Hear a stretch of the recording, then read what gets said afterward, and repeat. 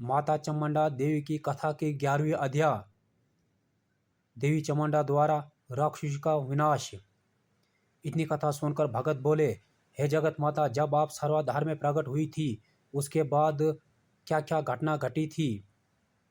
तो भगवती मामाएँ ने कहा, हे भगत, मैंने सर्वाधार में प्रकट होने के बाद 33 करोड़ देवी देवताओं ने मुझे और भगवान सदाशिव से प्रार्थना की कि हे जगत माता, हे जगत पिता, आप हम पर कृपा करें और हमारे कष्टों का निवारण करें।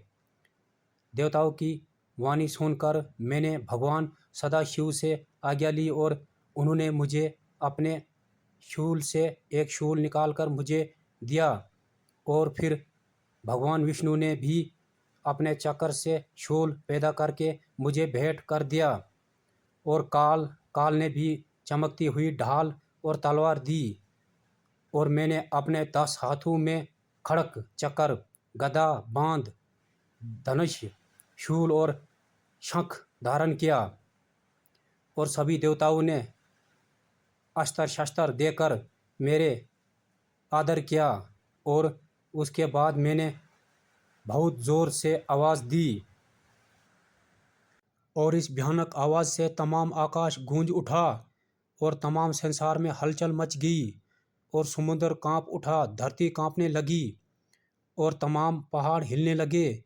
और इसके बाद कालों के काल महाकाल पर सवार होगी और इस वक्त सभी देवी देवताओं ने मेरी स्तुति की और मैंने भगवान शिव का ध्यान किया और राक्षसों के साथ युद्ध करना शुरू कर दिया।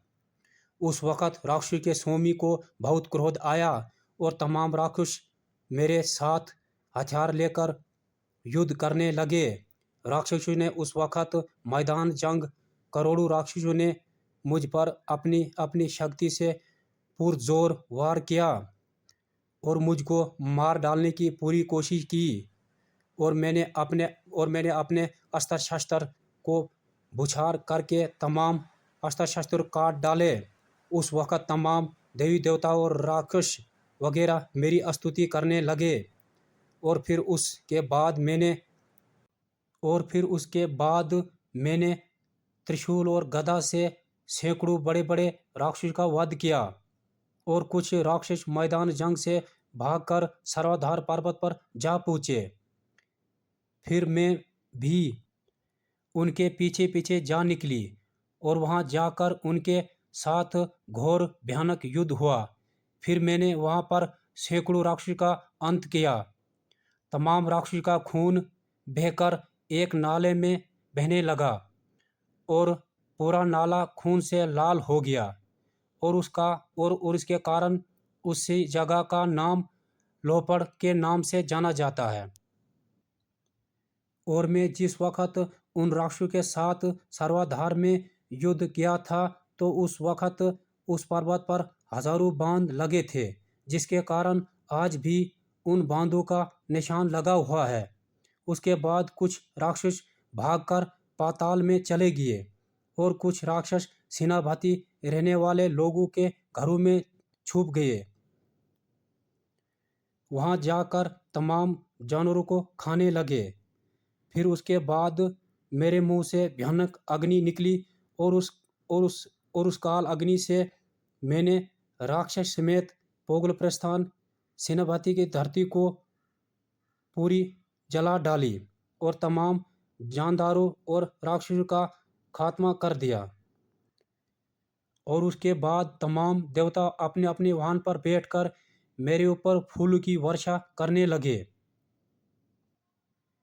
हे भगत, फिर उसके बाद पोगल प्रस्थान की धारा पर जो 5 देवता विराजमान थे, उन 5 देवताओं ने मुझे नमस्कार किया और मुझसे कहा कि हे माता, आपने हमारे कष्ट को दूर किया है, इसलिए हे देवी, इस जगत में आज से हमारी बहन के नाम से जानी जाएगी।